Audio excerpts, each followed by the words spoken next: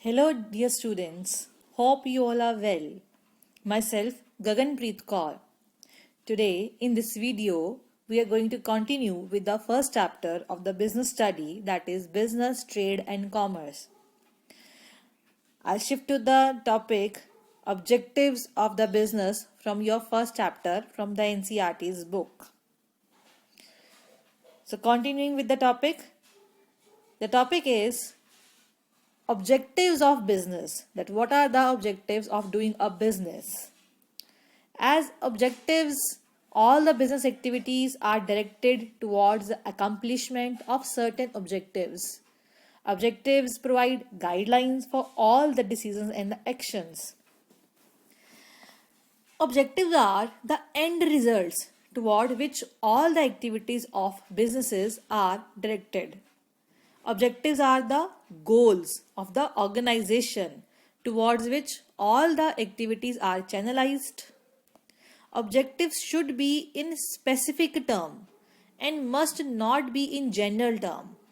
Objectives should be in which term? Specific terms, and must not be in general terms. For example, a company wants to increase the profit in a year. This is a general term because company has not decided the percentage. Company wants to just increase the profits, so it is in general term, right? But if we say the company wants to increase the profit by 10% or 20%, this is a specific term. So, all the objectives should be in specific term rather in general terms. I'll take another example to simplify the meaning of the objectives of a business. Suppose as you are a student, right? A student wants to score just good marks. It is general in term because he has not decided his task up to which percentage he want to increase his percentage. He just want to have good marks. So it is general in term. So if a student has set a goal of getting 95% marks, this is a specific term. So the objectives of the business should be in specific, that is specific in nature and not general. Objectives of the businesses now can be categorized into two categories, that is types of business objectives. These are, one is economic objectives, the second one is social objectives. Two types of business objectives are economic objectives and social objectives. Let's continue with the economic objectives. What these are? These objectives are multiple objectives for a business to be in existence. So, these are business objectives. Economic objectives are essential for the survival, for the growth, for the expansion of any business. So, few important economic objectives are, the first one is earning profits. The main objective of every business is what? Is to earn the profit, because a business cannot survive without making adequate profits. The term profit means when your revenue, here the term profit means when your revenue is greater than the cost incurred. That means you have earned profits. If we are earning profit, we can reinvest them in the business for our growth. A business will come to end if it fails to earn sufficient profits to meet its cost. Those business enterprises earn good profits can reinvest more and enjoy the prestige and goodwill in the market. Next economic objective is survival. To survive or exist in competition for a longer period of time. Survival means to survive or exist in the competition for a longer period of time. Survival is possible only when one is able to cover its cost and earn the profits. The basic objective of any organization is what is survival. So management must strive to ensure the survival of the organization. For survival, one needs profits, one needs revenue to cover the cost. The third one economic objective is growth.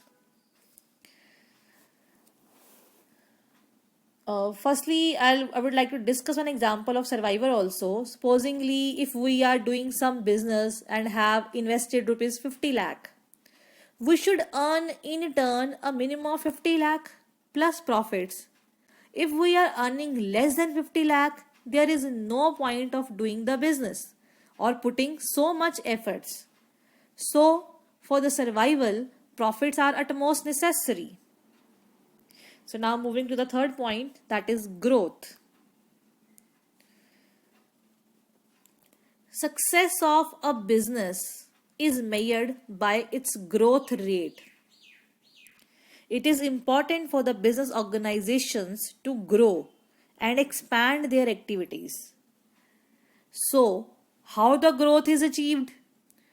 Growth can be achieved by increasing the sales and also simultaneously increase the profits. The other criteria for growth can be increase in the annual production, like number of employees, increase in the number of employees also, capital investment, and in the market share.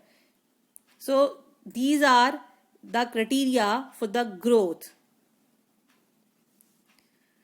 I would like to discuss one another objective here, that is also economic objective, which can be added into it. The fourth objective which can be of economic objectives, that is innovative, which is not given here although, but I would like to discuss it with you. That is innovative, as innovation can be in two ways. Innovation can be in terms of goods and services. Innovation can be in the method by which these goods and services are supplied. For example, before Domino's, have you ever heard about delivering the food in 30 minutes or free? So this was an innovation service by the Domino's. I'll take another example for the point innovation, that is also an economic objective. There were, as in the past we have seen that there were many water purifiers in the market. But the innovation of creating sweet water out of the hard water was done by which company? Firstly, it was done by Kent Purifier. This was also an innovation, right? So all these are economic objectives. Now next is social objectives, because our objectives of the business can be categorized into two categories. One was economic objectives and the second one is social objectives. So let's continue with our social objectives.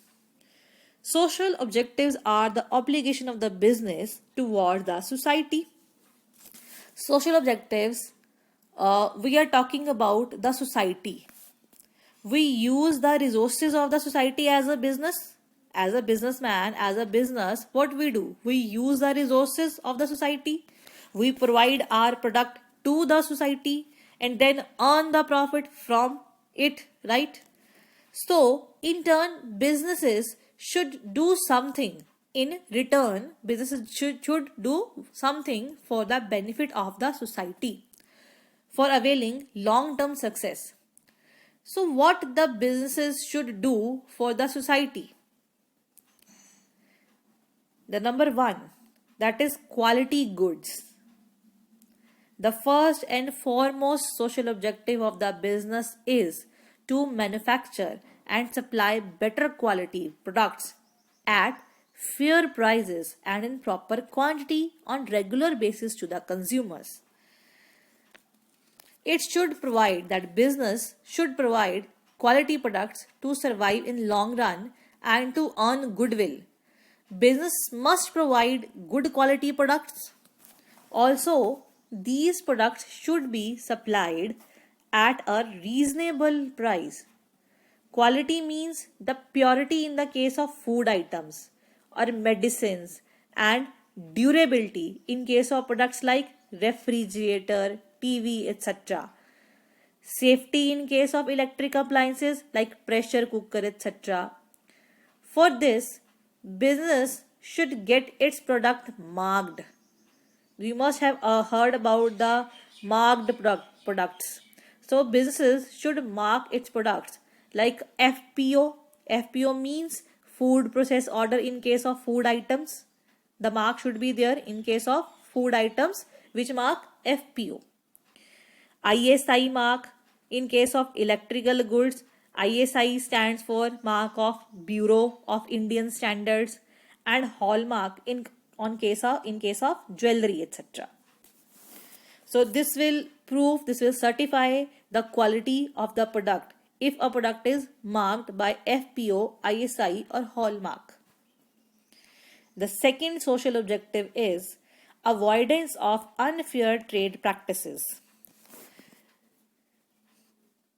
Businesses must avoid any kind of untrade practices like what? Like black marketing, artificial shortage of goods, overcharging from the customers, misleading the consumers, adulteration, etc. These practices will damage the goodwill, that is, reputation of the business, and also the customer will never rely upon the business again. And also, they are punishable under the law, and a penalty or imprisonment may be charged. These can give short term profits to the businesses. These unfair trade practices can give short term, profits to the businesses. But long term, in the long run, these will destroy the businesses. So that is why every business must avoid unfair trade practices. Third social objective is generation of employment opportunities. Employment generation is also an important objective of the business. So businesses should generate employment opportunities without any discrimination, that is sex, caste, religion, creed, etc. Whenever we set up a business, it gives employment to few other persons. For example, even a small departmental store, with 2 or 3 helpers. So, by providing employment, the business is improving. The quality of life of the persons so employed, right? The business must create maximum employment opportunities. It must give special consideration to the handicapped and poor people also. This will improve the public image of the business. The next social objective is welfare of the employees.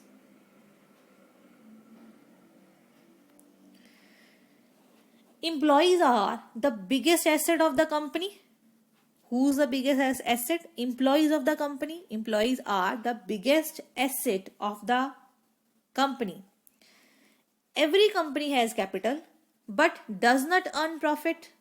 It is because of the human resources, that is employees, that the company earn supernormal profits. Therefore, the employees should be duly rewarded for their efforts. They should be given a fair remuneration, good working environment, job security, physical safety, drinking water facilities, medical facilities, transport and housing facilities. These all will motivate the employees. These all facilities will do what? They will motivate the employees. They will feel attached to the businesses. So these facilities motivate them to perform to the best of their ability. Next social objective, last social objective, that is contribution to community development. The big business firms should undertake various projects of the community services like setting up the schools, library, hospitals, charitable dispensaries, etc. As nowadays a business also contribute to the community through what? Through CSR. CSR stands for corporate social responsibility of every company. These are, setting up schools under this CSR scheme, setting up new schools, libraries, hospital, maintaining the parks, cleanliness drive like Swachh Bharat Abhiyan is being run, adopting a poor village, etc. By doing this, they not only improve their reputation but also make themselves popular with the general public. For example, Tata's participation in the rehabilitation of handicapped children. So, this is all for the social objectives. So, the objectives of a business are done. These were like economic objectives and social objectives and their subpoints. Next topic, what is the role of profit in a business? What is the role of profit in a business? Earning maximum profit is a main objective of every business. Like according to Peter F. Drucker, a business must achieve sufficient profits to cover the risk of economic activities and thus to avoid loss. Earning profit is necessary for every business due to the following reasons. So, what are these reasons that profit is necessary for every business? The number one reason is because it is a source of income for businessmen. Businessmen put in his time and effort for doing a business. It is a source of his income. So, if he does not earn any profit, his time and efforts both go waste. For example, if a businessman invests rupees 1 lakh in his business and in return he gets rupees 1 lakh, it means no profit. So, for what purpose did he spend his time or efforts? They all go waste. Therefore, profit is important as it provides businessmen his livelihood. Second reason for businesses to earn profit is that it is a source of funds. Point number B, that it is a source of funds for the business growth. Profit is the lifeblood of any business without which it cannot survive. Just as air, water, and food is essential for living, similarly, the profit is also essential for the survival, growth, diversification, modernization, innovation, and expansion of the businesses, etc. The part of profits which are retained can be used for its expansion and is the cheapest source of finance. Rather than borrowing from the banks or the financial institutions which are to be repaid with interest, retained earnings or savings, that is savings which we can save from our profits, can be used without worrying about the repayment. That is why it is a source of fund for the business growth. Point number C, index of performance. Profit is considered as an index. Index is like it measures the change. It is a barometer for measuring the performance of any business. Profit is a parameter or basis for measuring what a business did, measuring the performance of any business. Higher the profits is a sign of financially sound business. So these profits help us to face any unfavorable future risk. Next point is, it is a reward for risk taking. Profits act as a reward for the risk borne by the businessman. A businessman invests capital in the business and undertakes risk with the hope of earning adequate profits in the future. In running day-to-day business, the businessman has to face a lot of problems. or we can say that he daily undertakes risk in the hope of what? In the hope of earning good profits. Profit is the motivator for the businessman to carry on the business in spite of all the risk and uncertainties. He may sometimes incur losses, but then also he continues to do business in the hope of profit. The risk taking behavior of the businessman entitle him to get good profit. And at last, there is a saying that higher the risk and higher will be the return, and vice versa. Next point, it builds up reputation of the business. A profit making enterprise enjoys more goodwill in the society as compared to loss earning concern. As a profitable business is a sign of success, and success brings in good reputation. So a profit making business enjoys more goodwill, pays more salaries, good return to the shareholders, superior quality goods, etc.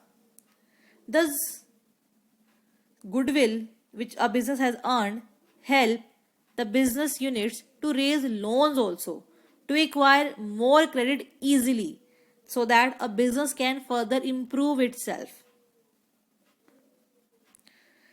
Thus, we can say that profits build up reputation and reputation brings more profits for the business. However, earnings of profits cannot be the only motive of the business. According to Urek, profits can no more be the objective of a business than eating is the objective of living. So, these were the reasons that what is the role of the profit in the business. Now, here are the few arguments which are against on this profit maximization by the businesses, that why profit maximization should not be the sole objective of any business. The very first argument against profit maximization is that profit maximization neglects the interest of the employees, consumers, labor, investors, and the society. As in the greed of profit maximization, the business may not pay employees fair remuneration or the customers good quality product and the investor a good return. Second, profit maximization may propel a businessman to involve in anti-social practices like false advertising, adulteration, black marketing, hoarding, etc. These activities will land a businessman to jail and heavy penalties, which in short is against his objective of profit maximization. C.